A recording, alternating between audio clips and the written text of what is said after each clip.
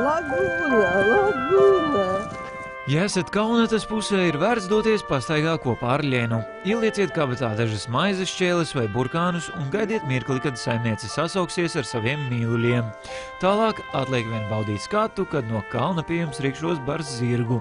Tie ir Lienas un viņas ģimenes gods un lepnums.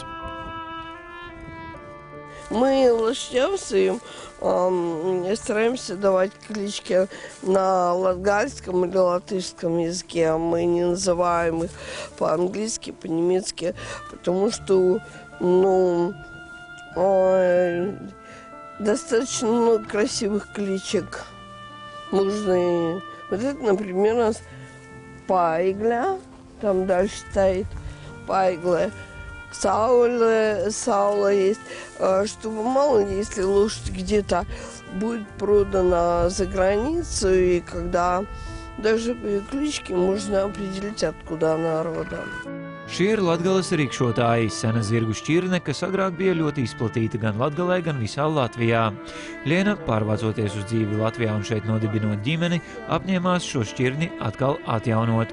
Viss ritēja veiksmīgi, tika rīkoti dažādi pasākumi un pulciņi, kuros apkārtnē dzīvojošie iepazina zirgus un to izcelsmi.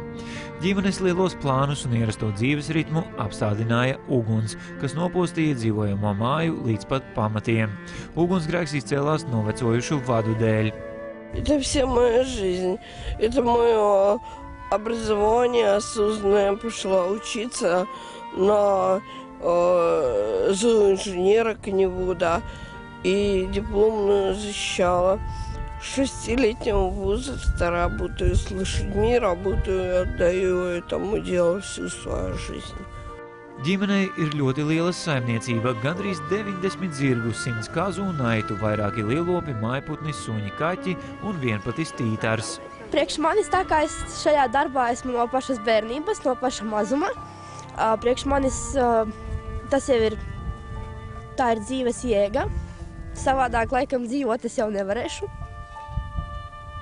Man ļoti svarīgi, lai tie zirgi ir, un es ļoti gribu ātrāk to silto pavasari, tad, kad sāksies nodarbības ar bērniem, tāpēc, ka man ir 10 mācekļi, kuri vasarā staigā uz nodarbībām un mācās braukāt ar zirgiem, kopt viņus vispār par zirgiem. Un viņi arī gaida un zvana un jautā, kad tad sāksies, ka sniegs aizgāja, ka jau var braukāt un nodarboties. Tad paliks siltāks un man ļoti patīk strādāt turisma nozarē. Man ļoti patīk, kad cilvēki brauc. Patīk tās pozitīvās emocijas dāvināt. Mēs šeit esam ļoti ilgi un mums visi šie dzīvnieki ir ļoti tuvi un zirgi gandrīz visi ir no pašās mazuma audzināti un viņi kā bērni priekš mums ir. Ģimene, runājot par notikušo nelaimi, visvairāk pārdzīvo par dzīvnieku labklājību. Kas notiks, ja mēs nebūsim blakus brīdī, kad mūs vajadzēs, ja nu nebūs siltā ūdens, kad teliņš dzims? To visu un vēl daudzas lietas uzskaita Kristīne, un tikai tad atceras arī par sevi. Pēc garas dienas saimniecībā visai ģimenei ir nepieciešama sava vieta, lai atgūtu spēkus. Godīgi sakot, drausmīga lieta ir ugunsgrēks, un nevienam negribētu tādu šausmas pārdzīvot, tāpēc, ka tad, kad pilna māja ir melnu dūmu un tu nevari neko redzēt un nevari neko saprast un ir ļoti tāda panika, tu pirmām kārtām mēģini cilvēkus izvest no mājās, jau biju mājās es un mūsu vecā vecmamma 80-gadīgā, un man pirmā doma bija, lai viņu izvest ārā no mājas.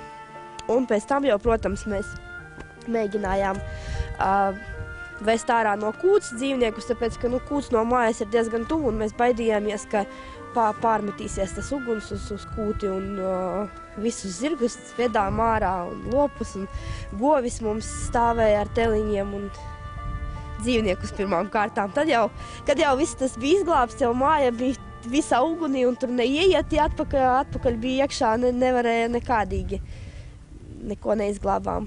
Līdz ar sadzīvi liesmas iznīcināja ļoti daudz dokumentu, kas ir nozīmīgi saimniecības pastāvēšanai.